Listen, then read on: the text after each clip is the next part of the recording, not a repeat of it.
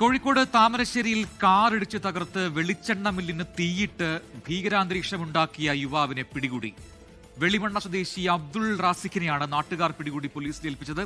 പ്രകോപന കാരണം വ്യക്തമായിട്ടില്ല.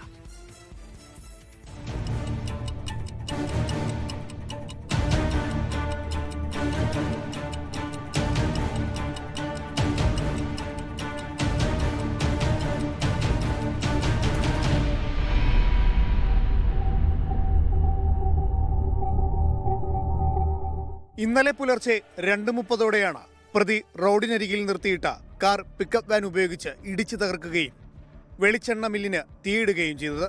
സമീപത്ത് നിർത്തിയിട്ട ആംബുലൻസിന്റെ ടയറും കത്തിനശിച്ചു. താമരശ്ശേരിക്ക് സമീപം പരപ്പൻപൊയിലിൽ രാത്രി 1 മണിയോടെ സംശയാസ്പദമായ സാഹചര്യത്തിൽ കണ്ട യുവാവിനെ നാട്ടുകാർ തടഞ്ഞു നിർത്തി കാറിൽ താമരശ്ശേരി പോലീസ് സ്റ്റേഷനിൽ എത്തിക്കുകയായിരുന്നു. ഇയാൾ പരസ്പര വിരുദ്ധമായാണ് സംസാരിക്കുന്നത്. പ്രതിയെ താമരശ്ശേരി താലൂക്ക് ആശുപത്രിയിൽ വൈദ്യപരിശോധനയ്ക്ക് വിധേയമാക്കി. എന്താണ് പ്രതിയെ ആക്രമണത്തിന് പ്രകോപിപ്പിച്ചതെന്ന് വ്യക്തമല്ല. 24 കോഴിക്കോട്.